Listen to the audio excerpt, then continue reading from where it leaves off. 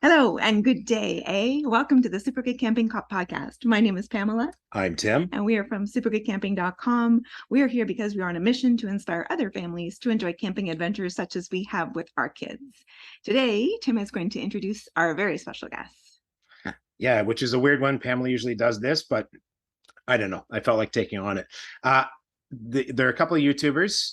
Everybody's a YouTuber these days. They're a lovely couple. They started, I think you guys started around 2020 was when you started publishing. Okay, cool. You've got a couple of thousand subscribers, which is awesome. We have 3. We're catching up. Look out, we're on your coattails. Obviously, as is wont for me, your canoe backcountry types, because that's my thing. And I use this platform to just talk to all the backcountry people I know. You both like fishing and obviously paddling. I see a love of beer as well. Oh, yeah.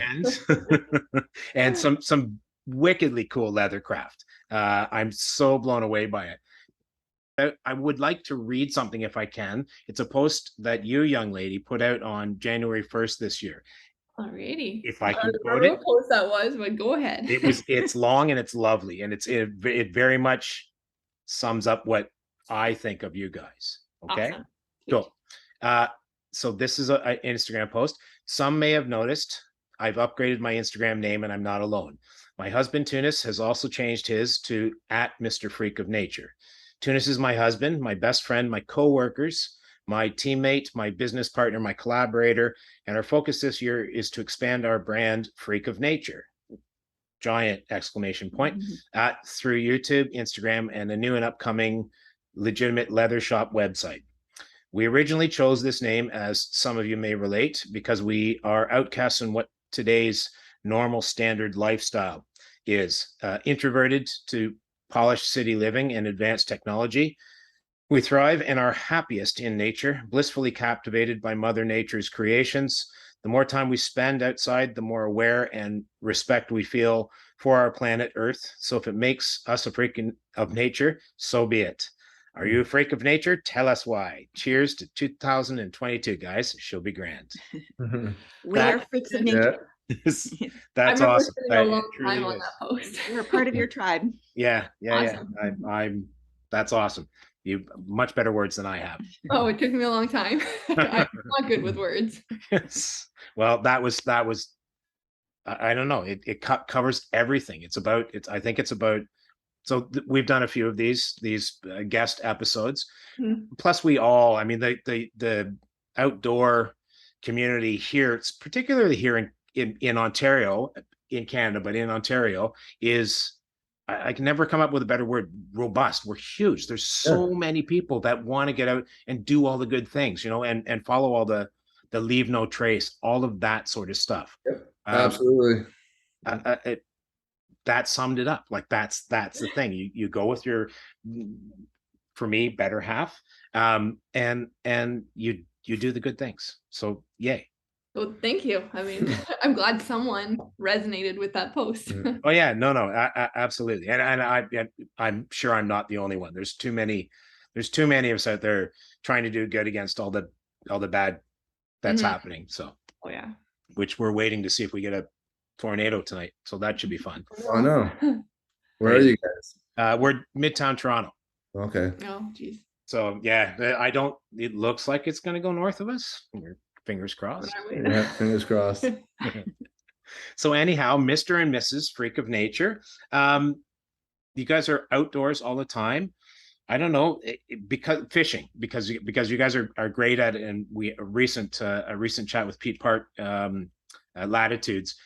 He's a pretty amazing fisher. He's like 72 fish in one day or something. Yeah, that's a good count. Like that's insane, right? Yeah. Tell me your coolest fishing memories. I'll let you start this one. Coolest fishing memories.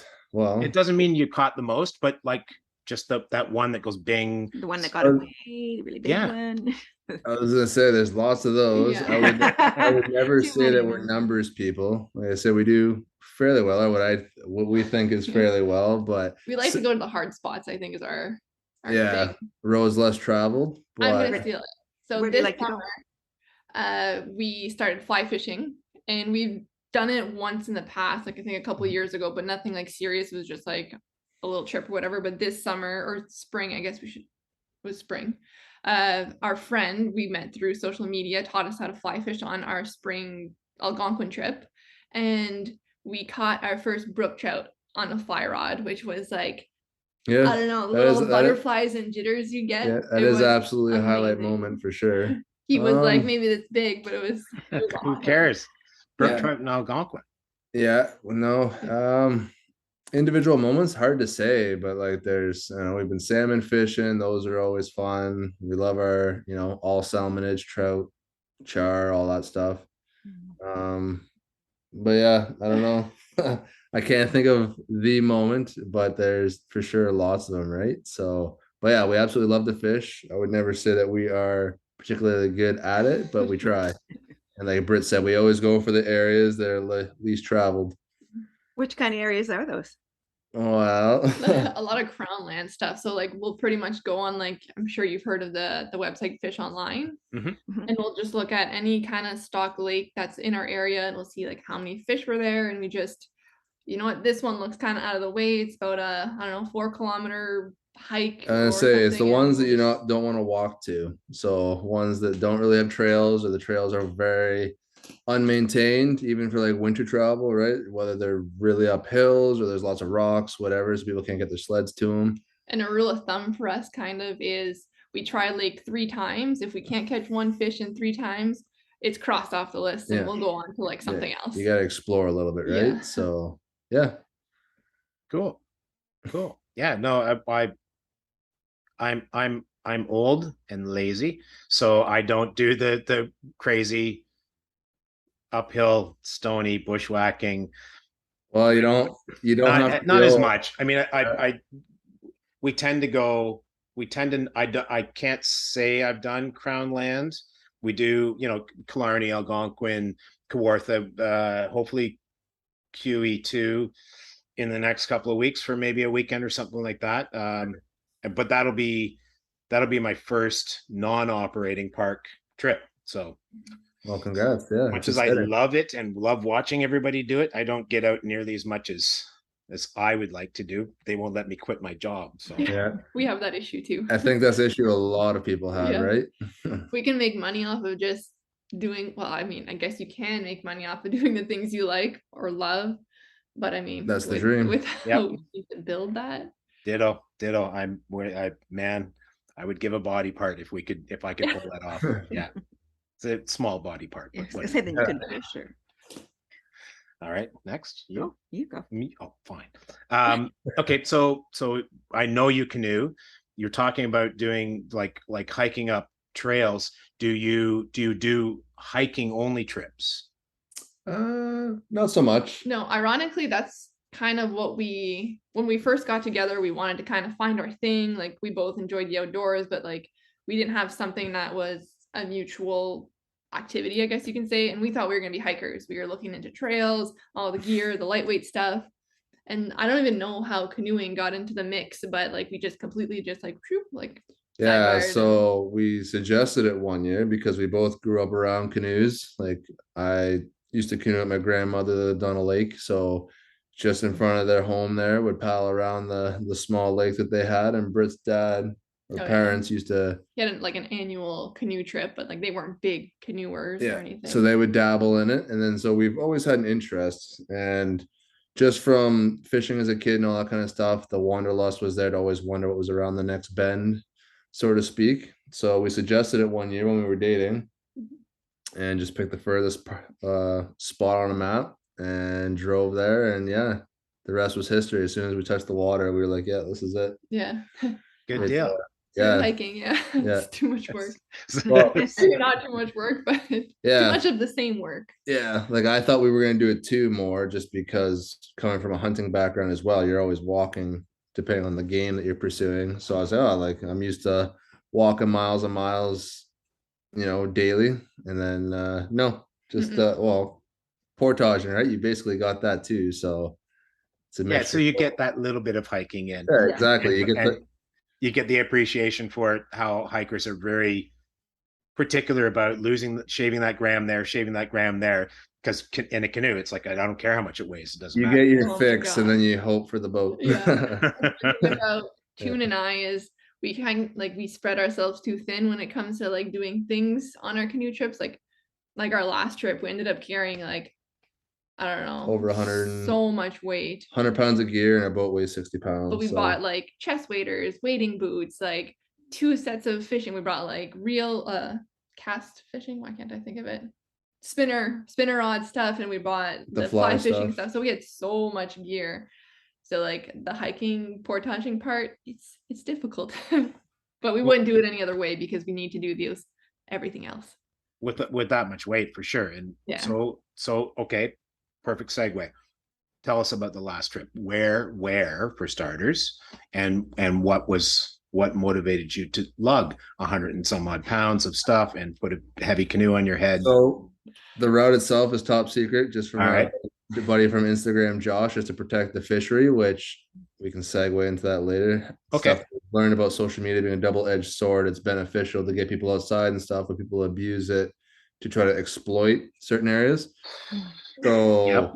yeah, so me and Josh planned it initially because Britt's just down for Just to whatever. go Yeah, along, I just say, kinda. how does this sound this year? And she's like, yeah, that works. So in terms of mileage, it wasn't that far of a trip. I think the total trip was probably under 50K. No, it was 30 and 30. It was around Oh, was it? 70, Okay, yeah. 60. Okay, sorry. We'll say 60 to 70K, with half that being portaging. But because we were in the height of land, that's the only tip I'll get in the park. Okay. We were a lot of elevation. Most portages were uphill, and most portages were between 1500 to 2K kilometers. And yeah, so there was a lot of double and triple carrying. Yeah. A lot of walking, and the fishing was amazing, but you worked for it. Oh yeah. So In total, we calculated at the end of our trip, we did 100 kilometers of portaging and 30 kilometers of canoeing. Yeah. So Oh my God. it Must was, have burned a lot of calories on that trip. oh, yeah, it was you were nuts. sweating, and yeah, like some of those portages, probably the hardest we've ever done. Mhm. Like it was, yeah, but it was fun. Like I wouldn't change it. It was great. The only thing I would have changed about the trip was the duration. Yeah. That needs to be done over an extra. So we did it in 10 days, and Out. one rest day. Every day we moved except for one day. Yeah. Yep. So I would say probably 14, another 4 to 5 days would have made it perfect, because then you could have picked up part of the lakes more for fishing and just rested more, because we were training, working up for this too. We started running and stuff again. And even still, like if you're, you risk injuries and stuff, right? So it was a lot. Yeah, but it was amazing. Like Yeah. it was a fantastic time. Yeah. We didn't beat the bugs though. So Yeah. that was a kind of a prime mosquito hatch. Like you couldn't have hit it better. Oh, so the picture I think I shot you a note about the other day with just like Your a pant leg. mountain. yeah, that was that trip. Yeah. It Okay, was so but if you do the weight loss clinic and do that thing, I want 10% per Yeah. Yeah. So there you right? go. My idea. I'm We'll not put coming. We'll put your name in there. yeah. All right, thanks. But I know that video is coming. So for those that do listen that maybe are expecting it or whatever, it's in the works. It's Yeah. just trying to tell the story again without giving away stuff, because I guess just to talk about the way people are abusing social media, there's now websites and Facebook groups and stuff that are people getting together, literally trying to dissect photos of like, oh, it's not this lake. I know that rock. I've been to that portage, trying to find these spots, right? So people can just beeline it to the best fishing holes and abuse it, right? So trying to do our best to protect, because again, Algonquin's a busy place, right? It's not out of the way for most, and yeah. Mhm.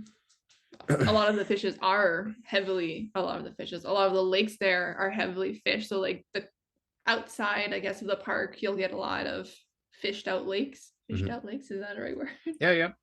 Yeah, so it's just I She's don't know. French. Yeah. That's why I'm not good at words. But yeah, It is.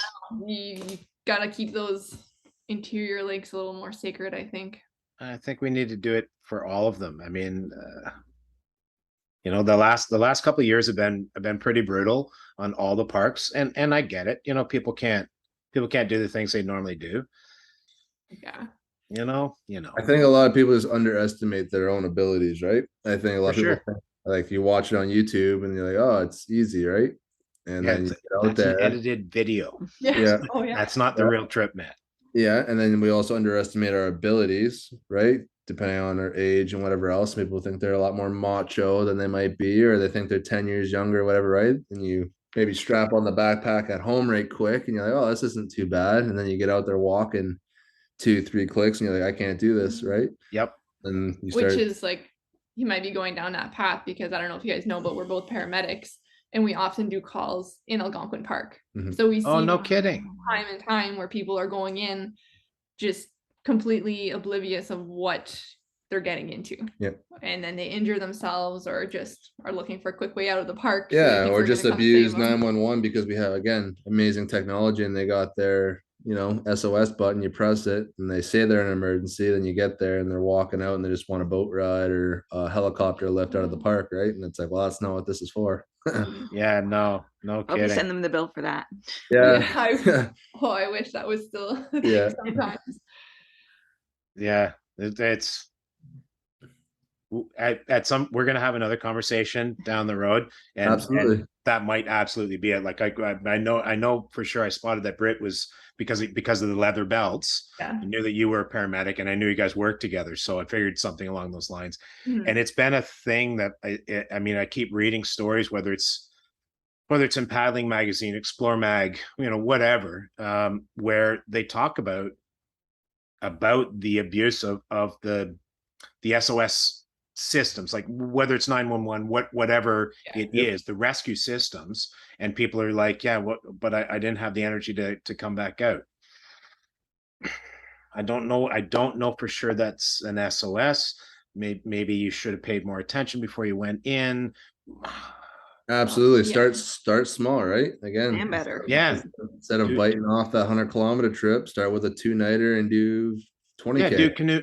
Do Canoe Lake and go to Joe and camp out for 2 nights. Right? That's a Absolutely. pretty straightforward one. That's easy. Perfect. You Yep. can take your cooler on wheels over Yep. the portage, right? Close So to people, right? So if you need a hand or help, it's easy to get in touch if that's what you're worried about. probably have a cell signal, Yep. all of those Have things. Yeah. Have a plan B, C, like have Yep. extra food, have first aid kit, like Yep. just think ahead and not just Just doing because it. when you're out there, there's so many variables, right? You plan the 100 clicks or whatever, or even 10, but like throw in some bad weather, a little bit of wind, whatever the case is, and now your paddle goes from being extremely, oh, this is easy and scenic and beautiful, to now you're working trying to get across and not capsize or whatever, right? So yeah, there's It's a there's a learning lot to curve. learn out there. There's Yeah. lots to learn. Yeah.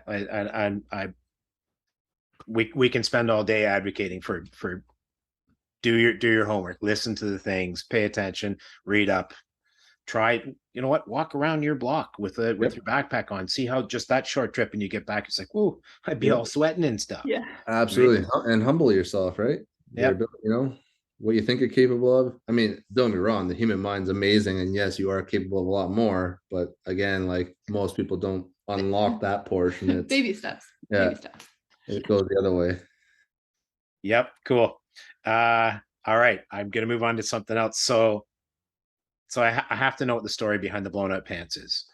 I saw that video and I just went, and he's been walking around for days like that. The whole trip. Yeah. Tunis is notorious for just like they're still good. They're still good. I think that's just a man thing where a t-shirt has a hole in it and you go put 50 more and you'll still wear it. Yeah, like I repaired that pair of pants. T-shirt, yes, but airing, no, not so Hey, much. on a hot summer's day, man, it helps. Don't knock it till you try it. Yeah. That was just Tunis's stubbornness, 100%. Even before jumping on the show, he was wearing a shirt with a stain on it. He's like, "Oh, it's good enough," and I'm just like, oh, "You have to change it." People are gonna see you, I guess. Yeah, a little bit of pride, Tunis. It's video. It won't be soon. Yeah. My video editing skills suck so much, and I love DaVinci, but I don't use it often enough that I have to keep going. I can't remember how to do the split thing and do that. That's the key with videos, is you just got to pump out a bunch so you get that muscle memory, because I know what it's like to go from, oh, you're learning, and then you go back to square one. You got to go back to YouTube and learn how to do the basics, right? That's exactly it. I have to go back and watch another video of somebody teaching me how to reuse it again and think, oh yeah, that's it. Yeah, I suck. You'll get there. That's eventually. Ask him about that. He says to ask you about winter camping. Winter camping. Yeah. What would you like to know? Okay. Two things. One is, do you guys go like, because I get the whole soft water, go far away, check out some new place. Winter camp's a bit of a slightly different deal. So do you guys go relatively close to home, or do you do that far away thing? Nope. We're fairly close. So far, much closer. Like, don't get me wrong, in terms of being close to people, we're far away. Like, one might be, say we go as far as a truck can get us down a dirt road in yeah, a snowy like, trail.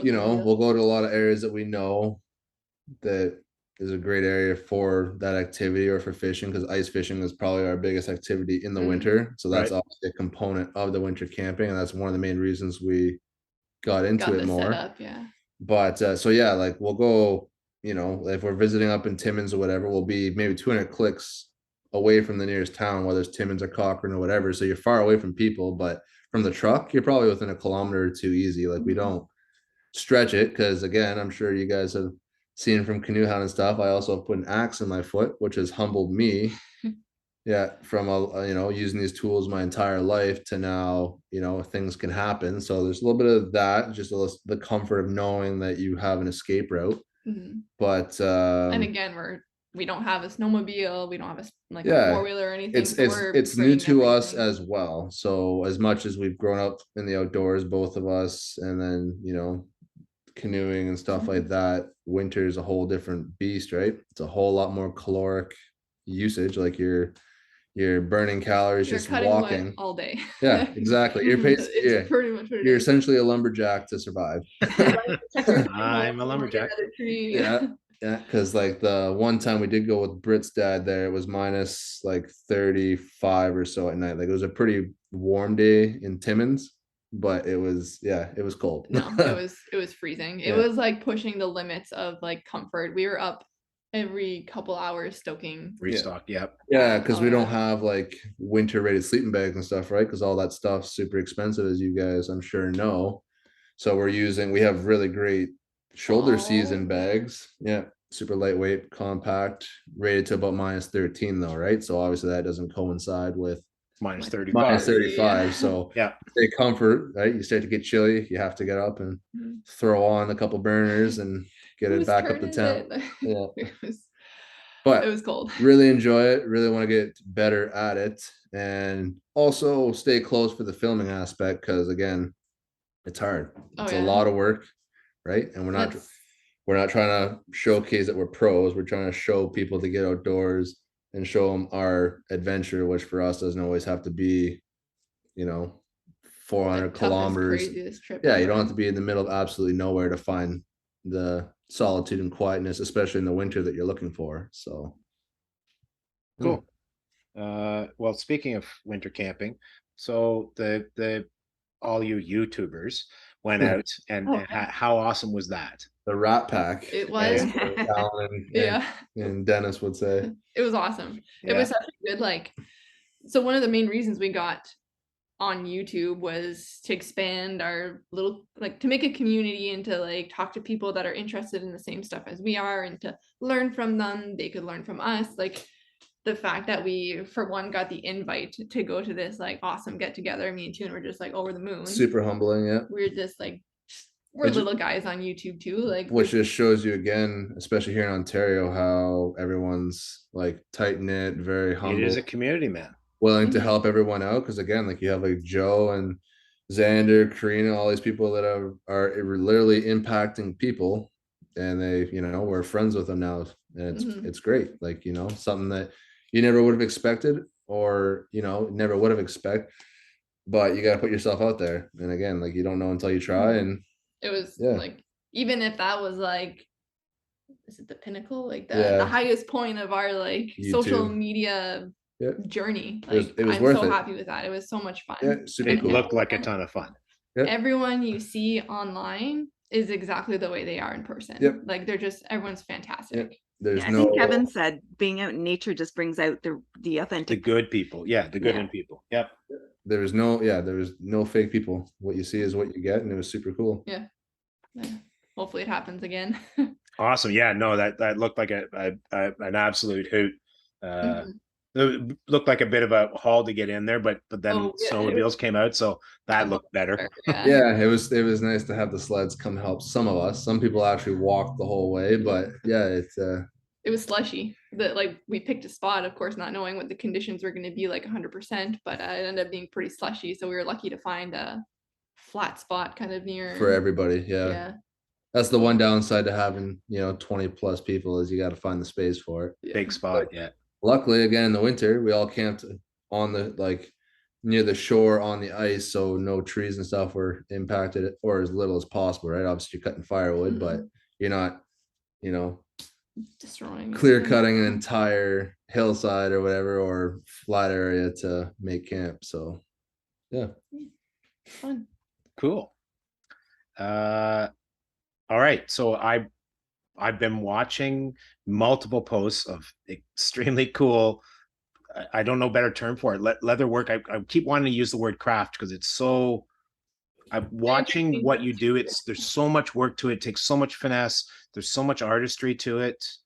So many stages to it to make it all be so cool. Tell me about it.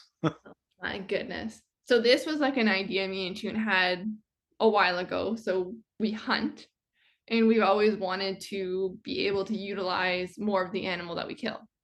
So we were thinking, oh, like we're going to keep the hides, tan them ourselves, and make something out of them.